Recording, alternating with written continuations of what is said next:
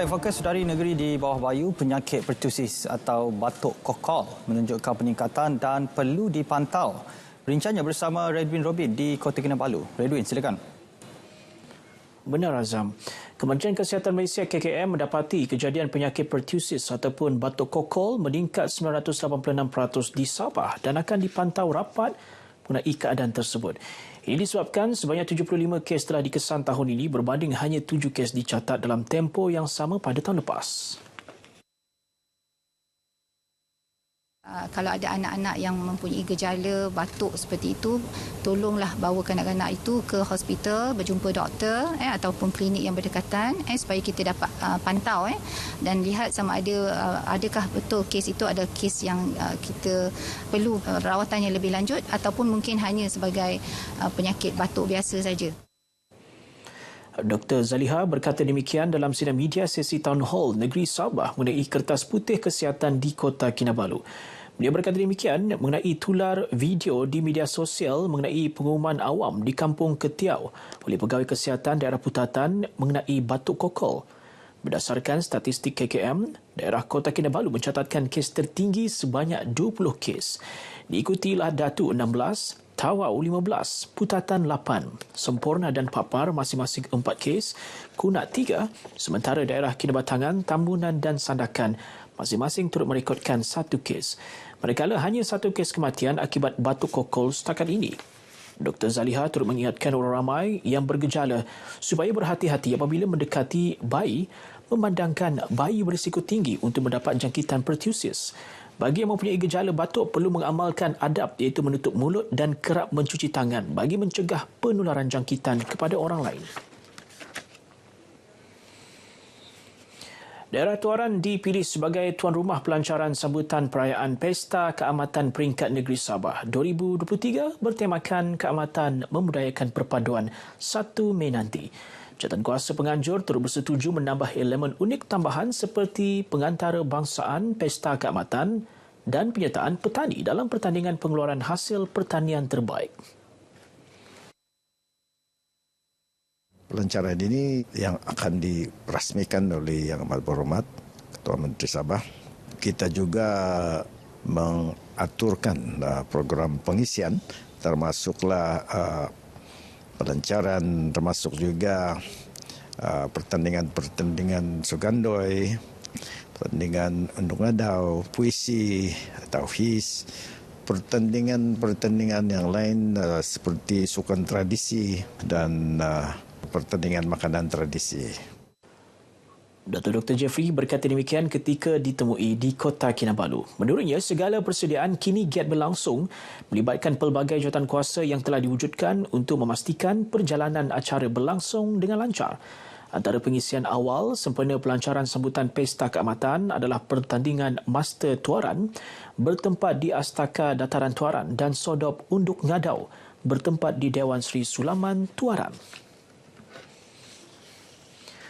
Orang ramai dijemput untuk hadir dan memeriahkan lagi sambutan Majlis Rumah Terbuka Aidilfitri Kerajaan Negeri Sabah tahun 2023 pada Ahad ini 30 April yang bertempat di Pusat Konvensyen Antarabangsa Sabah SICC Kota Kinabalu bermula pukul 10 pagi hingga 2 petang. Majlis berkenaan turut menjangka kehadiran Perdana Menteri Datuk Seri Anwar Ibrahim. Istimewanya juga Yang Amat Berhormat Perdana Menteri kita sendiri akan hadir bersama-sama menyemarakkan program berkenaan. Lebih 50 gerai, di dalam ada, di luar ada.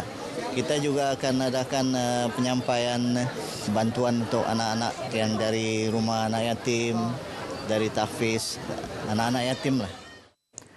Datuk Haji Muhammad Arifin menyatakan perkara ini kepada pemberita selepas majlis sambutan Hari Raya Aidilfitri bersama ketua-ketua jabatan daerah di perkarangan pejabat daerah di Membakut. Menurutnya, tahun ini juga sangat istimewa kerana majlis tersebut terbuka kepada semua orang selepas beberapa tahun kebelakangan negara berhadapan dengan pandemik COVID-19.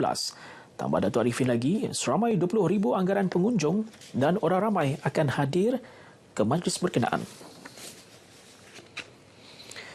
Sementara itu, dalam acara berasingan, Menteri Sains, Teknologi dan Inovasi, Datuk Haji Muhammad Arifin Muhammad Arif meminta Majlis Perbandaran Sandakan MPS agar mengenal pasti kawasan tanah bersesuaian yang boleh dijadikan sebagai taman perkuburan Islam yang baharu di daerah berkenaan. Menurutnya, usaha tersebut bukan sahaja menampung keperluan masyarakat tetapi juga perlu diwujudkan secara teratur, tersusun dan sistematik. Dan ini juga sudah kita kemukakan kepada Jabatan Tanah. Dan mudah-mudahan tanah yang dimaksudkan, yang sudah dikemukakan dapat dimudahkan urusannya dan memudahkan orang ramai memanfaatkan tanah perkuburan ini untuk yang memerlukan di kawasan yang berdekatan. Dato' Arifin ditemui media dalam majlis sambutan malam jalinan kasih Aidilfitri Masjid di Dewan Serbaguna Masjid Daerah di Sandakan. Menurutnya, langkah itu juga mengambil kira tanah perkuburan sedia ada di Sandakan yang tidak mencukupi selain menangani isu kesesakan di kawasan sedia ada. Ketika ini terdapat satu taman perkuburan contoh di daerah Sandakan iaitu Taman Ar-Raudah di Batu Sebelas Sandakan. Satu pelan pembangunan Penampang mengandungi aspirasi rakyat Penampang sedang dihasilkan dan didokumentasikan oleh Institut Kajian Pembangunan IDS Sabah. Ia merupakan satu kajian secara bersemuka dengan penduduk kampung untuk mendapatkan input seperti keperluan pembangunan, jalan raya, air, elektrik, pendidikan, hospital dan sebagainya. Memberikan input kepada kandungan aspirasi rakyat yang perlu dibukukan, didokumentasikan dalam pelan pembangunan tersebut. Dan kita akan bentang laporan tersebut dalam mesyuarat Jawatan Kuasa Tindakan Daerah, mesyuarat penuh Majlis Daerah Penampang sebelum dijadikan sebagai dokumen kerajaan.